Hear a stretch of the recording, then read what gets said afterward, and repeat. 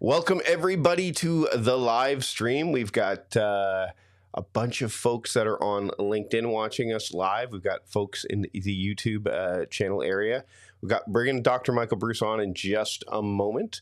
He's waiting in the green room. We're just chatting before we got going. I'm armed with my cup of coffee. What good shall I do this day? Today is full of live streams, so. And we've got Jackie, Ksenia, Sarah's there, of course. Christina, Janet, lots of folks. And this is the third time that we've had Dr. Breus on the program. This time we're going to talk about his book, Sleep, Drink, Breathe. We'll talk about the dominoes falling, all that fun stuff. But let's get into it. I'm going to bring in Dr. Michael Breus. There he is. Dr. Hello. Breus. How's it going, Mike? Good. Great to see you. And it's glad to have you back on the show for the third time's the charm, but the other ones were charming as well. I felt we've been charming the whole time. I consider you and I quite charming, but that's a whole story. You know, it's interesting because, and before we hit, as you all know, when we do these, this is kind of like the raw version of the podcast. We'll polish it up. I'll put the bio and all that stuff during the beginning and end. But it's great to kind of just have these conversations. And as anyone who's watched these know, it's just like us sitting together having a cup of coffee. But my question for you right out of the gate, before we really get into the podcast episode, is, sure. Are you still living up to the lifestyle of a wolf, or have you shifted ever so slightly? Such a great question. So I'm changing. You know, it is definitely something that is happening, which is kind of interesting. So for folks who may not have the context, number one, you should go back and listen to the previous podcasts that we did because they were awesome. We had a lot of fun with them, and it's really great content. But to give everybody a little bit of context, what I'm kind of most known for, at least before this most recent book, is this idea of chronotypes. So this is a genetic predisposition for a particular bedtime. And so we call these people early birds, or we call them night owls, historically in the past, so everybody can kind of understand. You've heard of this conceptually. You may not have heard of the term chronotype, but you've definitely heard of somebody being called an early bird or a night owl. So what Mike's referring to is I've always been a night owl, like forever and ever and ever. Once I hit adolescence, it was like I basically wanted to stay up until 2 and sleep until 12. And I got news for you. In the adult world, that was not something that was looked highly upon. In fact, people would, like when I would refuse to have 7:30 meetings or 8 o'clock meetings, people would be like, what are you, lazy? No, I'm not lazy. My brain wants to actually be sleeping at that time. And, you know, fortunately for me, I was able to really start to study chronotypes and start to understand, hey, what are these? And here's what's so fascinating. The point I think you're bringing forward is chronotypes can change over time, right? And so I, for whatever reason, locked and loaded by about age 20, 25 as a night person. I always prefer that. I'm the guy where you say, hey, come meet us out at 10 o'clock. And I was like, sure, no problem. Right. And that was kind of my life and my lifestyle. In fact, kind of a funny side story. When I first met my wife, I said to her, I said, hey, Lauren, you know, what time do you want me to pick you up? She said, oh, pick me up at 8. Right. Pick her up at 8. We go to dinner at 8:30. We'd finish dinner by 9:30. We'd go to the movies from 10 to 12. Then maybe out of the movies, we'd go get dessert or go get a drink. We get home by 2. That was normal for both of us. She, turns out, was a night owl as well. Right. And so it really worked well in our favors. Now we've been married for 26 years. And all of the sudden, I'm waking up at 5:45 in the morning. I got to be honest with you, bro. Like, I can't stand people that wake up at 5:45 in the morning. You know what I'm saying? They're all chipper and ready to go. I'm like, what are you talking about? Right. Where's my coffee? So what we know is that you will go through different chronotypical phases at different times in your life. Now, everybody probably has experienced this if you've got parents or grandparents that are still alive, and you say to them, hey, grandma, grandpa, let's go meet for dinner. What time do they want to meet for dinner? 4:30 in the afternoon, right? 5 o'clock, the blue plate special, right? And it's because their circadian rhythms are making them go backwards, and they're starting to become even early birds. Now, it's interesting because I feel like I'm shifting a bit as well. How old are you? I'm 50. I'll be 51 in a week. couple weeks. So right Yeah. in the 50s is Yeah. where it starts to happen. For me, it was like between 53 and 55. I'm 57. Yeah. So you're right in Yeah. the range. And what I found already is I'm noticing that, you know, the 2 a.m. is gone, the 1 a.m. is slipping away. Is not that I'm any better in the mornings. That's what pisses me off. I'm not any better in the mornings. I'm just Right. not. So I mean, again, the 5:45. If I don't wake up that early. I think typically it's like 7, which is That's great. still reasonable. But I'm ready to go. Like I'm awake, right? And I'm like, all right. And what I'm finding is, while I can't, everything's shifting, but it doesn't mean I'm any better in the mornings, right? Like you'll never, like, Right. what I mean by that is I don't think I'll ever be, quote, a morning person in terms of deep work, but I'll be but I will get up earlier and just that shift happens. So it's like, oh, well, Mike is not human until 9 a.m. now instead of 11 a.m., right? You know, that kind of thing. I think that's what's happening is more the, you know, the productivity prowess doesn't change. It's just going to bed earlier. Everything just kind of shifted that way. At least I found. It tends to move, and it's kind of a slow process too, right? So all of a sudden you find yourself waking up early, but you're like, wait, I should feel awake earlier, and it doesn't really happen that way. It takes a good 3-6 months of your getting used to this, and again, your melatonin production is changing. That's what this is, by the way, just biologically speaking. What is occurring is your melatonin is turning on or turning off at new times. Right. As we get older, these times seem to get earlier and earlier. So melatonin has a tendency to turn on earlier in the evening and turn off earlier in the morning when you are a particular chronotype, the early chronotype, what I call a lion. So that's the other thing is I changed the names, right? Yeah. So early birds are now lions, night owls are now wolves, people in the middle are bears. And here's the weird thing, Mike, is I discovered a fourth chronotype. I think that's the thing that I'm kind of we've most talked known for. The dolphin, about right? the dolphin. Yeah. Yep. And so, you know, people need to understand that, hey, you just might be genetically born not a great sleeper. And so if that is the case, let's figure out all the things that we can do to make your environment better and make your stress lower and all those things, because we know you're going to get affected. So let's make it easy, right? And so when we look at chronotypes, and again, they can change, it gets very interesting very quickly. That's a perfect segue to talk about the book Sleep, Drink, Breathe, because you know, you talked about Energize before when you co-authored the book, where energy definitely, like how to you know, the patterns of exercise and all of that stuff with it. And right out of the gate, which I loved in the book, is you're not really pulling any punches when you say wellness is too complicated. It is too fucking complicated. So awful. And the thing is, it almost feels like, to me, having spent 15 plus years in the productivity space, is that wellness has kind of followed that pattern too, where it's like, we're going to give you all kinds of different advice, and everyone tries to mimic what those things are. And there's so many that they get overwhelmed, and then they end up not doing, they just fall into old habits, right? So can we talk about where, like, that concept of, and why you've simplified it really down to like these 3 dominoes? Yeah. So first of all, I love that idea that wellness and productivity are very similar thematically as we've been learning about them across the past 5 to 10 years, right? And I think you're 100% right. It's throw as much stuff at it as you can, and then try to adopt and adapt, and hopefully something kind of works out for you on the back end. That's the reason why I wrote the book. Because honestly, it is too fucking complicated. Like when I go to the gym, here's what happens is I'm sitting there, and this happens almost every time I'm at the gym. You know, I'm in between sets or something like that, and I look up, and there's somebody there who has a complete lost look on their face. Is that right? Me? Is that me? Well, I don't know. Maybe it is.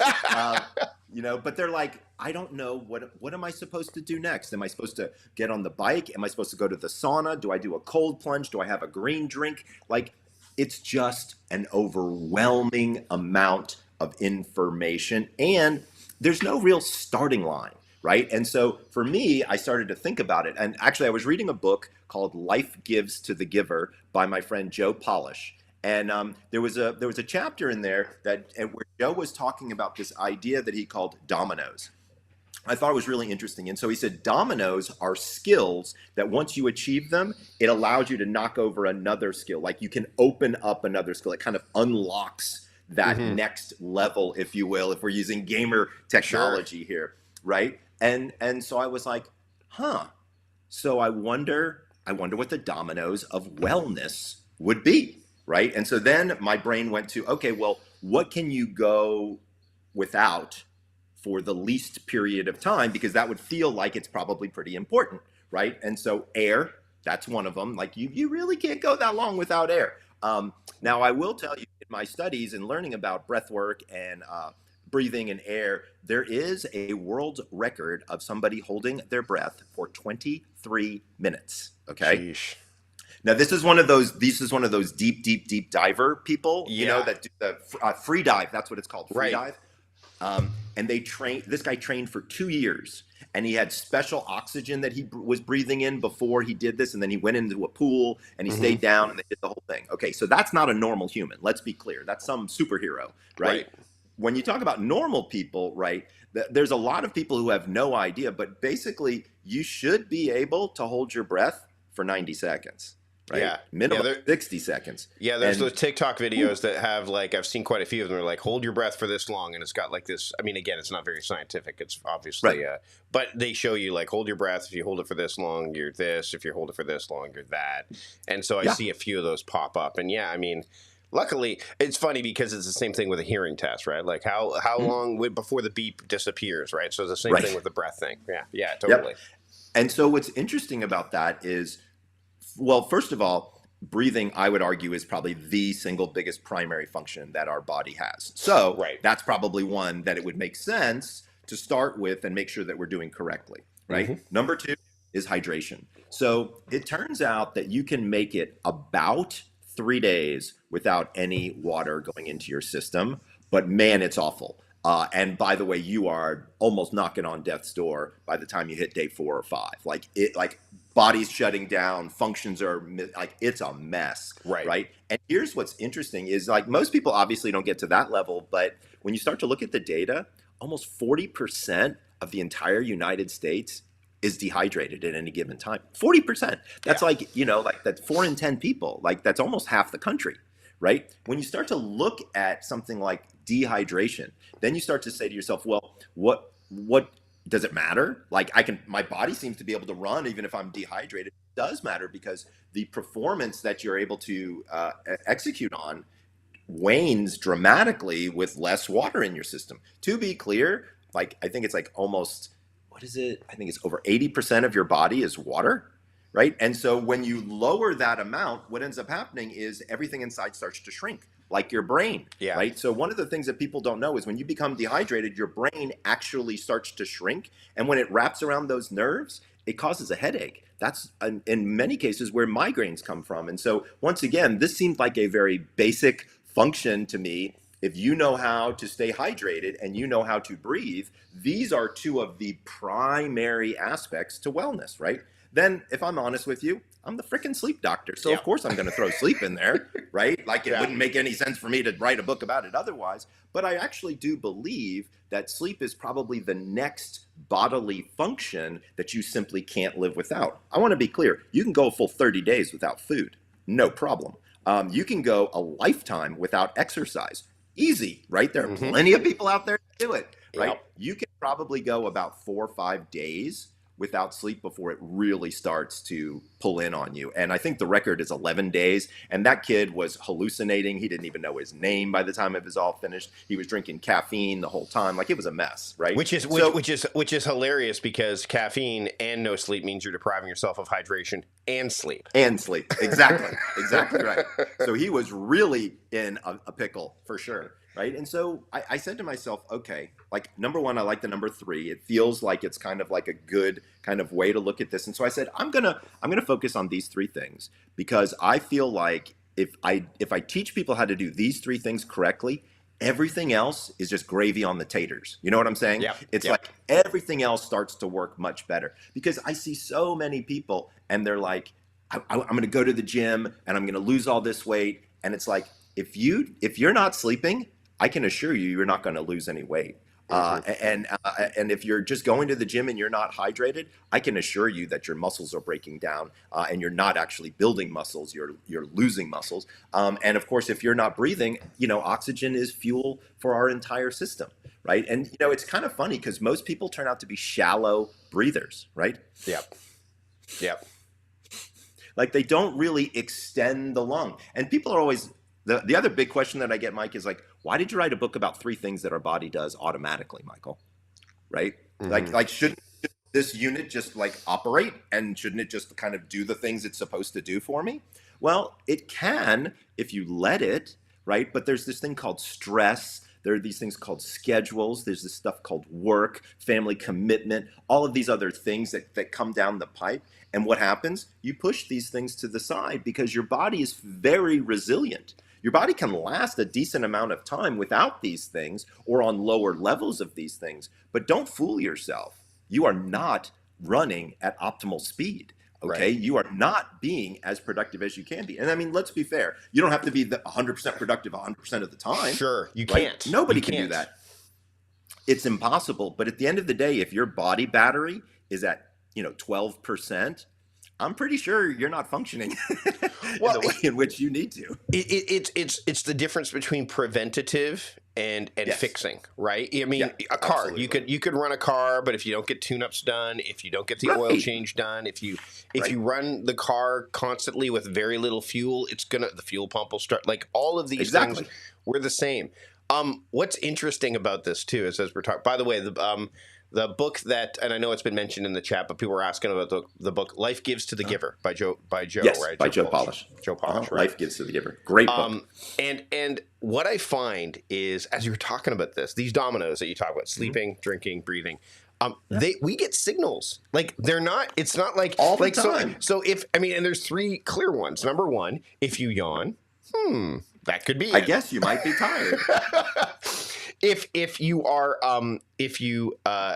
again, if you're looking at your urine and it's bright yellow, Right. there's a good There's chance. a high likelihood that, or as an example, if you're thirsty, Yeah. like it's so interesting Yeah. to me. So many people will say, "Oh, I've got a dry mouth," but they don't recognize that they're thirsty, Mm-hmm. right? And they eat things or drink things that make them have a dry mouth. Maybe they're diuretic, like caffeine or alcohol or things of that nature, and they don't even realize half the time that they're thirsty. They will realize that they're sleepy, but then what they'll do is they'll slug a cup of coffee and perk right up, and now they're no longer sleepy, right? So Which is hilarious because that to me would be, again, we're going to get into some of the weeds here because we're going to cover some of the stuff in the book, but we're obviously going to dance around some stuff because we want people to pick up the book, and go through these three simple things. But what they'll do is they'll chug the coffee instead of taking a nap, because taking a nap is, oh, well, come on, you need a nap. Yeah, exactly. There's that laziness attribution to it, right? So there's all these things. The question, one of the things I have about just the process of your body of work is you've gone wider with your work than that, because it was sleep and then sleep and exercise, and now it's sleep, breathing, hydration. Normally we go the other way. Normally I find authors and experts go, okay, I'm going to talk about this, and then I'm going to dive into a very particular aspect of it. Like, so for example, as a productivity strategist who happens to be a night owl, down the line, a night owl book is on my horizon because I'm going to niche down. You've niched the opposite way. Did you? I'm curious. A couple of things. Number one, there have been sleep. The pace of the world, the speed of the world.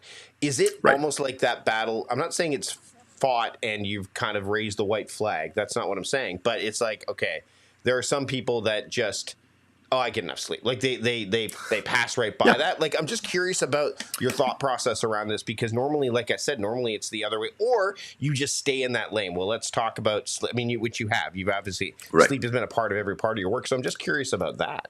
So, believe it or not, I actually have 5 books.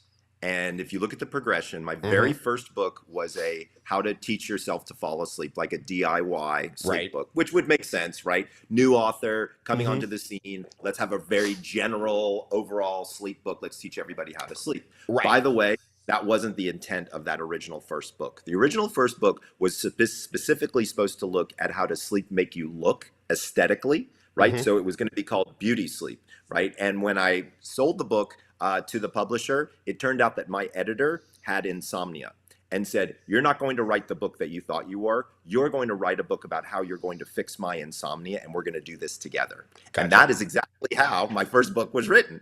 So my first book was a DIY of how to fix your own sleep. Okay. My second book looked at sleep and how it affects diet. So I did get a little bit more narrow at that point, because it was called The Sleep Doctor's Diet, Lose Weight Through Better Sleep. Then I actually got narrow, but on a side topic, which was chronotypes. Right. So I was niching down, as you're saying. However, once I did the energy book, if I'm honest with you, people were interested more in energy than they were in sleep, which sounds strange to say, but when you go across a large population, people are usually say, "Hey, man, I just want more energy and focus," and they don't really pay attention to sleep. So the idea was, let's do a book that focuses on energy, but the underpinnings of it is a sleep and movement program that will be helpful for you. So we broadened there. And then with Sleep, Drink, Breathe, I just got a wild hair and was like, God damn, this is ridiculous. Like, so many people are confused. Like, I need to give people a starting line so they know where to go and what to do. And that was kind of the progression of it was really kind of like, what does the world need right now? What is the world kind of looking for? What are they telling me? And that's usually how I work on my books. I would say my next two books, I'm potentially looking at things having to do with, for example, cannabis, psilocybin, because there's lots of people out there who use those substances, and there's no real good, single place to look up all the data and say what helps, what doesn't help, what's good, what's not good. Marijuana today is very different than marijuana that it used to be. Like, there's a lot of differences there. So that could be interesting. And then I also agree with you that I don't think night owls and nighttime work has been really focused on. So I'm pretty sure I'm going to do something in that arena as well. Yeah, it is interesting because, when you look at this, it's pretty. I mean, the cover, Sleep, Drink, Breathe. By the way, when is this, Christina, who's in the UK?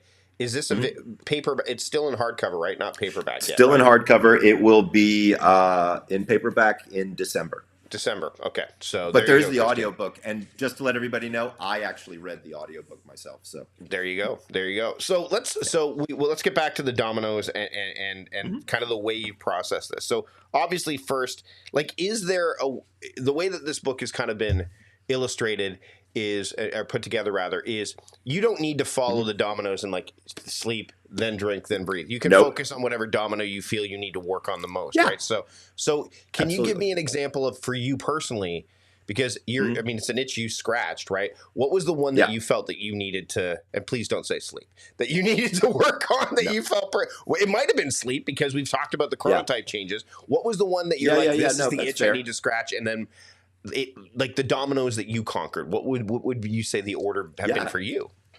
That's a great question. Nobody's ever asked me that. Here's what I'll tell you is I think hydration was first. Yeah. Because, you just don't monitor and you don't think about it. And once I started thinking about, like, how much water am I actually getting in my system, right? And wait a second, there are different kinds of water. There's mineral water, there's distilled water, there's regular water, there's filtered water. So what am I putting in? That was something that I didn't. I mean, we had one of those Brita filters at the house. Yeah, the reverse osmosis, like all that. As a coffee guy, I'm like, oh, you need stuff. I'm like, do I? I mean, I remember. What's funny is you talk to anybody where I live in Victoria, and one of the coffee nerds that happen to be on X or Twitter or whatever. I mentioned the water, and the guy's like, the water here in Victoria is fine. You don't need to do anything to it to make better coffee. And I'm like, okay, great. So if I don't need to do anything to make better coffee, then you can drink it right out of the tap. Right? Absolutely.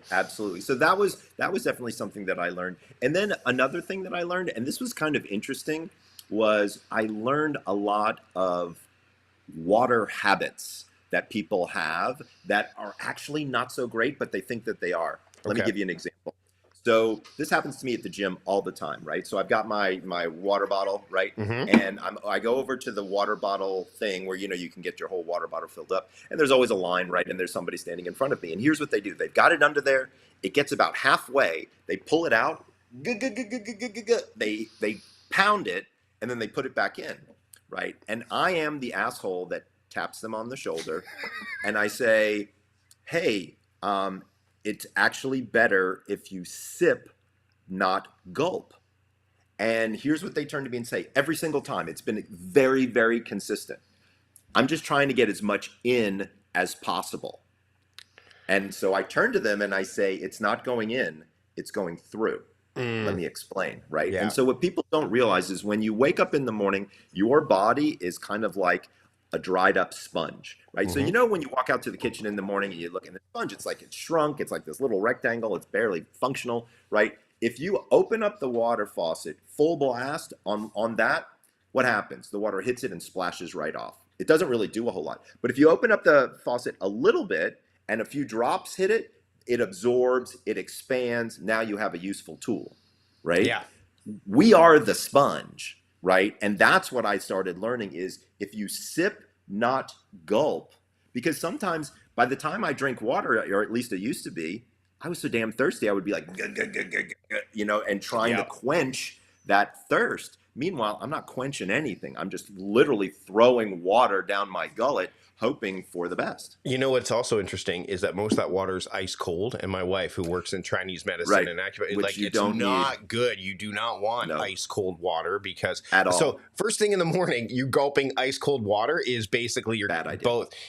But you know this harkens back to your work about energy and chronotypes, which is if you get up first thing in the morning and start working out, you're not going to, depending on your chronotype, it's not going to be as effective. Like, again, as somebody, I still have to work out later in the day if I'm going to do any kind of heavier exercise. Now, walking, doing that sort of stuff, like anything natural, kind of the blue zones kind of stuff, the, you know, that kind of stuff, a little bit easier. But again, we live in a world that, especially in, you know, in Western culture, where it's like, okay, let's do the 7-minute, you know, the 7-minute abs and the crush it and and blah, blah. And I'm like, I've just found, and that's what I appreciate about the book is it's all things, like you said, we do automatically, but there's more, if you do them with more intention, then that's absolutely. So, breathing, I again, this was my number 2. Yeah. Right. So hydration was my number 1. Yeah. Breathing was my number 2. And I'm going to be honest with you.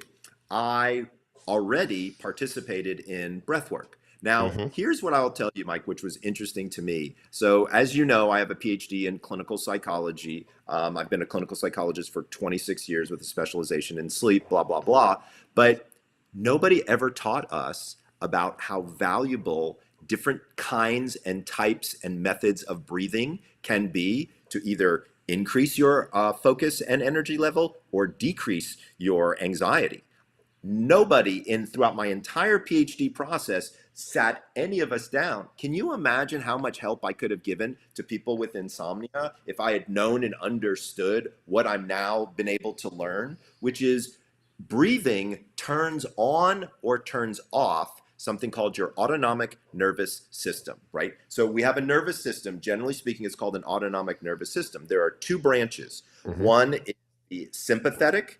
The other is the parasympathetic. The way I remember them is, remember that old song from the Rolling Stones, Sympathy for the Devil? Yep. Right? So then I think sympathy, I'm running away from the devil. It's fight or flight, right? And so and by the way, you can give yourself a lot of energy to fight or flight by what? Breathing in and out, giving your brain more oxygen, giving it more fuel, right? Or you can do the opposite, the parasympathetic nervous system, which is the rest and digest. If you slow your breathing down on purpose and you use particular breathing techniques, it could be anything from alternate nostril breathing, right? So breathe in through one nostril, out through another nostril. It could be timed breathing. One of my favorite techniques is called 4-7-8 breathing. This is where you breathe in slowly for a count of 4 through your nose. You hold for a count of 7. You breathe out for a count of 8 through your mouth. Doing this in the middle of the night, roughly 20 cycles, will lower your heart rate and allow you to fall back to sleep. So for me, man, I was so impressed by the way, it's not like this is new stuff. I mean, people have been doing, we've been breathing since the dawn of time, but people have actually been doing breath work. Like if you go to India, if you go to Asia, if you go to all of these places where they learn things like Tai Chi and all these other meditative practices and all this breathing, like, by the way, we here in the United States have never figured this shit out.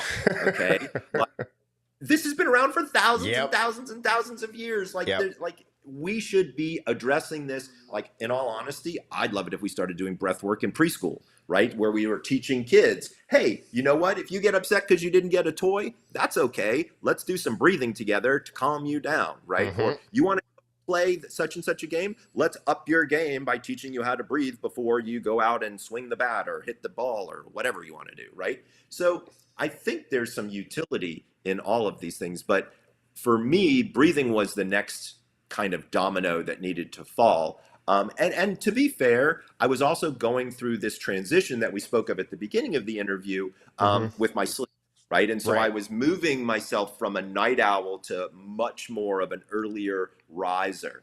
Right. And so I had to really think through that because, you know, here's the thing. It's like, I'm a human being just like everybody else. And so on occasion, I have the same human things that happen to me that happen to other people. And even when it comes to sleep, right? Like, I want to be very, very clear. Now, I'm going to also be honest with you. I didn't go into sleep medicine because I had a sleep problem. Right. You know, a lot of people do that. A lot of people say, hey, I've got an issue or a family member has an issue. I want to learn about it and become that type of helper in the world. That wasn't it for me. But as a normal human, everybody has sleep shit. So you might as well, you know, jump on in and try to figure it out. And for me, during the book, the reason sleep was number 3 was because I was kind of making this transition. And so I had to really adjust my morning routine as well as my evening routine. And so that was where the adjustment came in for me.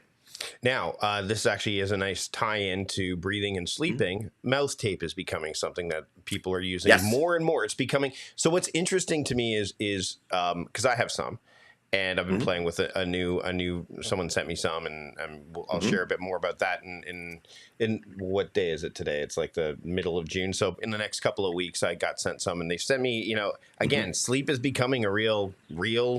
Productivity and sleep have always been linked together, right? Like, you know, I mean, from the days where I you know, mentioned that I take naps and somebody said, well, how can you take a nap? You're a baby. All of these things kind of, I'm like, well, because, you know, the reset, the caffeine naps that Austin Kleon's talk about. Sleep tape. Let's talk about it. I put it on and immediately. So why did I resist putting it on in the first place? Well, first off, it looks silly. Like it does. It looks absolutely like I don't know I don't know where you're going, but I don't know if you're going to like the data that I'm going to present to you in a second about mouth tape. Well, yeah, we'll get there. And so I tried it, and I've worn it off and on. Because some night, you know, you want to wake up. For the first day or two I tried it, my mouth was like, I woke up not in a panic, but just like, wait, what? Oh, right. You know, because it's unfamiliar territory. So it's becoming something. I mean, there's so many different, again, the wellness industry is a huge industry. Yes, it is. I'd love to hear your thoughts on this because I think that some people are doing things like, oh, well, instead of getting more sleep, I'll wear sleep tape. Or I know I'm not breathing properly. Or this is the precursor to getting a CPAP machine. Like all of these things that people are thinking about around it. I'd love to hear your thoughts on this. So I've got a lot of thoughts on this. All right. So first of all, hold on a second. Sure, no problem. There we go. All right. So what I'm doing now is I just uploaded. And here's somebody posting on, you know, I saw a study that debunks the usefulness of mouth tape. This Barb, and actually be detrimental to some people. She'll try to find it and share it. Barb, I love you. You rock it out, Barb. So, Mike, I just sent you a study. Okay. So this is a study that actually was published about 3 weeks ago. So it really doesn't get any better than this. Barb Reynolds, you rock, girl. I just sent you the study. I just emailed it to you, Mike. Okay. This was done at the University of London. This was not some offshoot. This was not some private group that was trying to market their wares. And here's what they did: is they did a comprehensive literature search on all studies done with mouth tape. They then found the ones that were actually run correctly, and they only found out of 120 articles, they found 24 that actually followed correct protocols,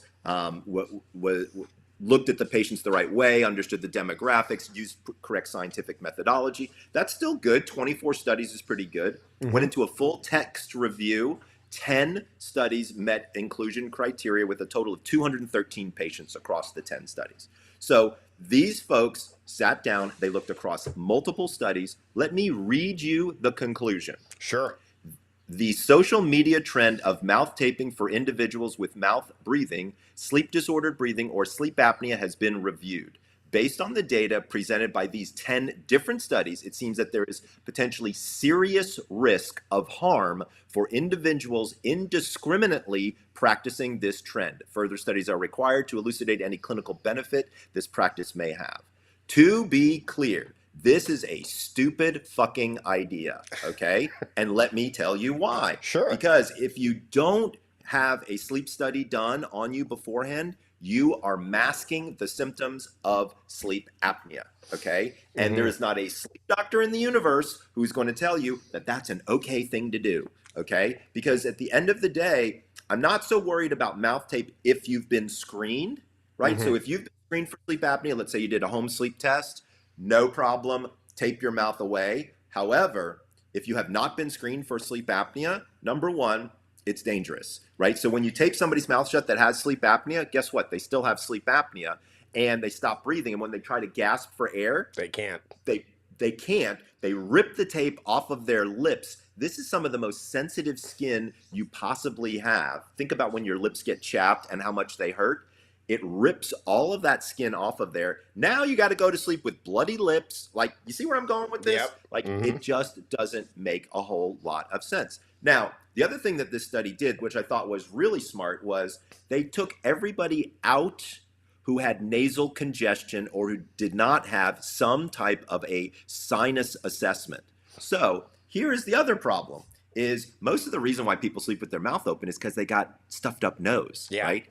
And so here's what you do. This isn't really hard. Number one, buy a fucking air filter, right? Put an air filter in your bedroom. It's the room you spend the most time in the whole house. You might as well have the clearest air there as well, right? Pull out all those particulates, right? Because I'm not saying anybody's got, a dirty bedroom, but to be clear, nobody vacuums under the bed, right? Yeah. Nobody looks underneath the dust ruffles, right? Get all of that stuff out of there, because as that circulates, it goes up into your sinuses. And guess what? They inflame. You can't breathe through your nose, so your mouth drops open and you start breathing, right? Also, let's say that you have chronic allergies, right? Yeah. Once again, this is very common. Like, look, we're in the middle of summer, right? We just kind of had spring where all the pollen is out and all the particulates are out. And don't get me wrong, I love being outside. That's actually one of my favorite things to do.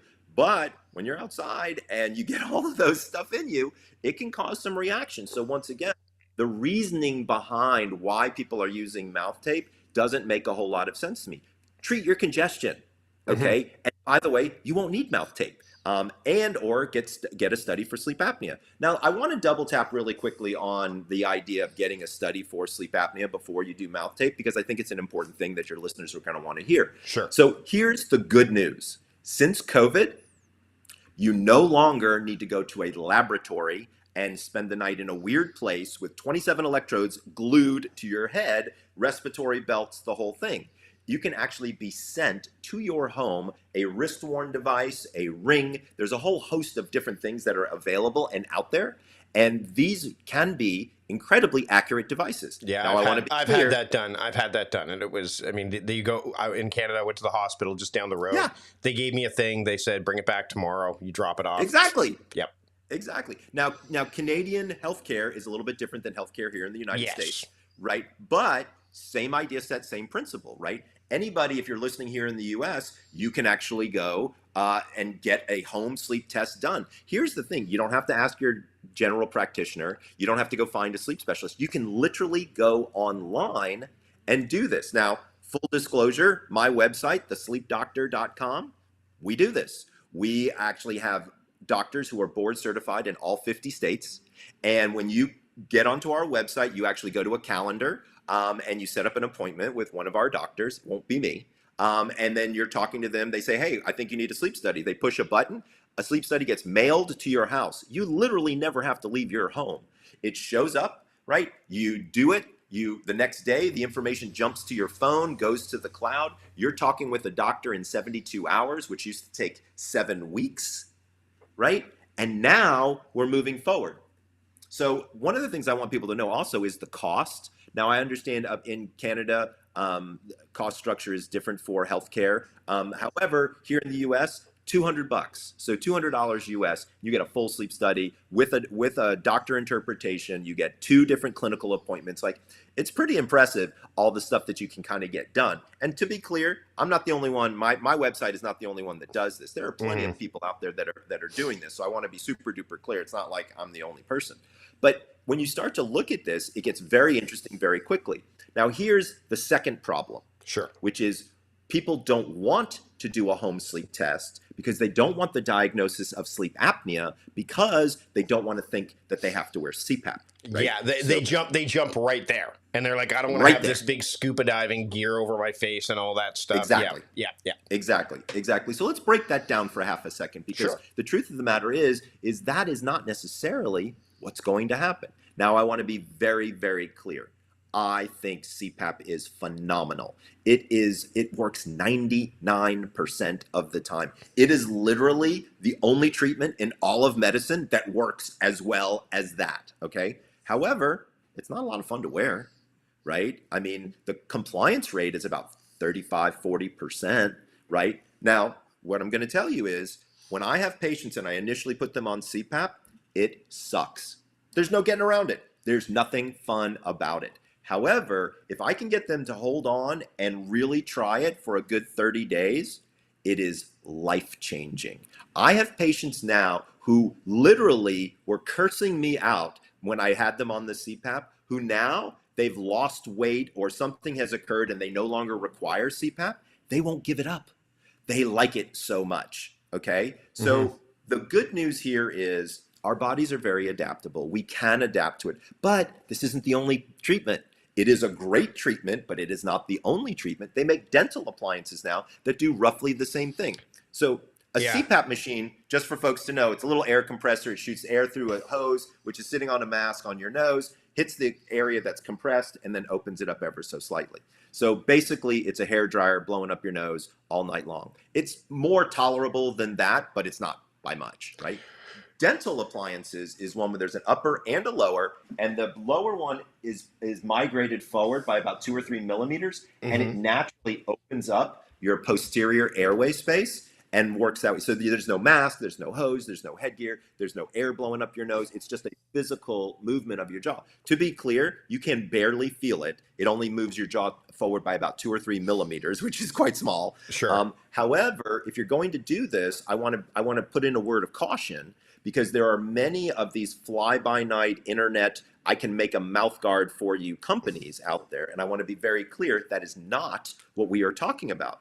These are created by a dentist, okay, who knows and understands this area of anatomy better than almost anyone, right? And these dentists are now getting board certified in dental sleep medicine, which is a thing. So, and these are the people who also know all the complications that come with these devices, right? And so if they're not done correctly, some people can get jaw pain like TMJ. Some people can get tooth movement, which becomes a real problem over the course of time. So you really don't want, like, if you don't want CPAP, I get it, but please find yourself a sleep dentist who really knows and understands this space. Not your local dentist who says, oh, I've made a few of those before, I can make you one for cheap. That's a terrible idea, okay? You should pay full price for one of these things because it is having a massive effect on your breathing. And I mean, it doesn't get much more important than your breathing. There are also surgical interventions. Surgery is not my favorite, but it is a more permanent cure to the situation versus a treatment where you're wearing it multiple nights. Also, Mike, there's one new thing. It's called Excite OSA, EXCITEOSA.com. This is bizarre, but really cool. You wear this on your tongue for about 25 minutes during the daytime. Yeah. And it vibrates across your tongue and it shrinks your tongue by a couple of millimeters. Doesn't change your voice, doesn't change your ability to taste, doesn't change your ability to kiss, nothing, right? It's all the same. It's just a couple of millimeters smaller, which opens up the entire posterior airway space again. and allows for more room. So it actually is a really, and that's kind of cutting edge. What is Well, Tiffany Ksenia is saying? saying she's been doing myofunctional. Her daughter's been doing myofunctional therapy, which provides her with exercise to do with her tongue that really improved mouth breathing. So it sounds like this thing helps is a version of that, or at least can aid with that. Yeah. Yeah, so let's talk about myofunctional therapy. So that's Sure. really cool stuff. And that's really more along the lines of what we see people who do speech therapy, and those people who are helping people who have different problems with the musculature around their mouth. But she's 100% correct, is you can use those same exercises to strengthen the musculature in this whole area. Give you kind of a funny story here, right? So I used to, a long, long time ago, I diagnosed and treated Rosie O'Donnell live on The View. Okay. Now, this is long before any of their crazy antics and all this stuff, right? Sure. So, Rosie O'Donnell, been a friend of mine for a gazillion years, right? And when we diagnosed her with sleep apnea, at the time, she had every symptom you could imagine. She was a little bit on the bigger side. And so I was thinking she's going to have rip-roaring sleep apnea, right? Turns out her apnea was fairly mild. And so I was trying to figure out why. And so when I was talking with her, I said, "Hey, what are you doing these days?" And she said, "Oh, I'm on Broadway." She says, every night I sing on stage, right? It's exactly like what this person was talking about. It's this exercise, this movement and use of this entire musculature actually can help tighten it up and make it improve. So part of the reason I think Rosie had a milder diagnosis is because she was singing every night, right? It's surprising to me that, all these opera singers that are massive don't have sleep apnea. Maybe there's a reason why. Wow, that's fascinating. I'm glad we Isn't went that down cool? this path because there's a lot of conversations happening in the chat, which is great. I want to go in, and by the way, really quickly, I had a mouth guard done by a dentist. That's another thing too. If you grind your teeth and stuff, you don't go to the drugstore and do that. No, you get no, a no, dentist to do it. But because it opened, because of the grinding, it opened my mouth a little bit more. He said this can actually help with your breathing because he said, quote, Yes. "You have a flaccid uvula." And I'm like, all right, it was partially blocking the airway, but not in a crazy amount. He said by just wearing your mouth guard every night, keeping you from grinding your raises it teeth, just a touch. so you're killing two birds with one stone to a degree. And I'm like, that's fantastic. I want to touch on before we wrap up, because it wouldn't be a book that you've written without a plan. You know it, brother. Every one of my books has a plan. So I'm looking at it right now, the sleep, drink, breathe plan. There we go. And it's 3, there's some preparations and such. So why, number one, you talked about the person that, 30 days, if you can get them to wear the CPAP for 30 days, it's going to change their life, getting them to stick with it. So let's talk briefly about this plan before we wrap up, and how someone can ensure that they stick with the plan as much as possible, because as you mentioned, life happens. Yeah, absolutely. So the plan is specifically set to do very easy things. So first of all, you got to know your chronotype, because you know me, I want to know everybody's chronotype. And that's also part of the way that we help you with your sleep, is by getting you to sleep within that kind of chronotypical swim lane that we talk about. So, step number 1 is learn your chronotype. I tell you when to get up, I tell you when to go to bed, but I also have you set an alarm on your phone for 5 separate times throughout the day. Now, this might sound familiar, because I did something very similar in Energize, where I had you set an alarm for 5 times a day to move in particular ways. This is very similar. However, we're going to use those times for hydration check-ins and for breathing check-ins. And so what's nice about it is it's very straightforward. Every single week, I give you a little bit more to do. We focus on a little bit of this and a little bit of that. The good news is it is not overwhelming at all, right? So let me give you an example. So during the first week, right, you have different what we call to-dos. You have a sleep to-do, a drink to-do, and a breathe to-do, right? So what is your sleep to-do during the first week? Get up when the alarm goes off. Don't hit the snooze. Wake up at the same time. Go outside and get 15 minutes of sunshine. That's it. That's your whole assignment for sleeping for the first week. For your drink to-dos, all I ask you to do is drink 6 sip, not gulp, 16 ounces of water, about an ounce per swallow. So it should take you, a little while to do that. And then check your morning urine color, like you were mentioning earlier, right? If it's pale yellow, that's good. If it's concentrated, means you're probably not getting enough water. And then your breathe to do.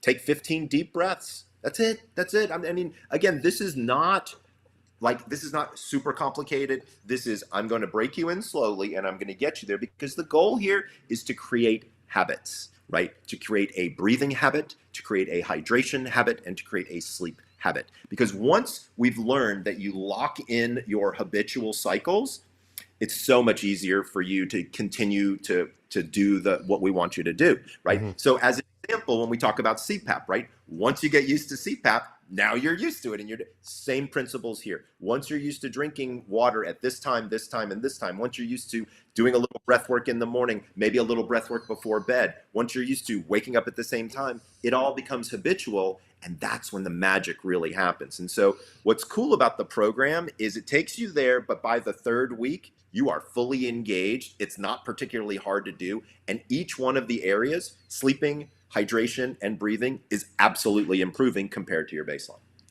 Well, before we wrap up, here's what Barb had to say. She just got an Oh, Audible thanks, copy. Barb. The book is called Sleep, Drink, Breathe. Simple Daily Habits for Profound Long-Term Health. If you're watching this on YouTube, you can click on the link. It's in the description. If you're listening to the podcast episode, then, of course, we'll have a link to it in the show notes. But, Michael, where can people pick up this book, and where can people keep up with the work that you're doing? Sure. So the book is easy to find, Amazon, any major online book retailer. Also, I'm the one who actually read the audio version. I like it when authors do that, because I also, by the way, tell funny stories that aren't actually in the book, you know, because I'm sitting there and I'm like, oh, this reminds me of, and they keep it in. And so it's a lot of fun. So There's no pronunciation issues. Jackie got her copy, by the way, at the beginning of the show. Before you even opened your mouth. She got it. You're amazing, Jackie. And Janet added, she's going to make sure that she had it on Spotify. So again, lots of, and people can go to is it sleepdoctor.com, thesleepdoctor.com, right? So if people want to learn more, so number one, and we'll put this into the show notes. If you want to learn about how to do a home sleep test, then you go to www.sleepdoctor.com/Dr. Mike, so DRMIKE. That'll lead you right to that spot on the page if that's what you're interested in. If you're interested more in just general information, then it's just Sleep Doctor or The Sleep Doctor. We own both. You can come to the site. I probably have north of 300 or 400 articles, but I'll tell you where I've been really spending my time lately: YouTube.